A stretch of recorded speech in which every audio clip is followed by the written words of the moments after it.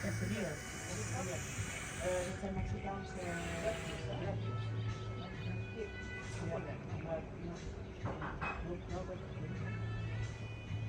Is die deze met Italian top? Die lijkt me niet lekker, dat gebakken mozzarella. Ja, of frituur. Italian top.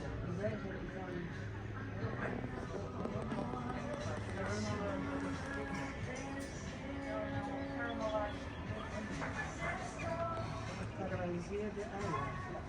En waar zit je dan? Oh. Oh, en dan gaat dat op je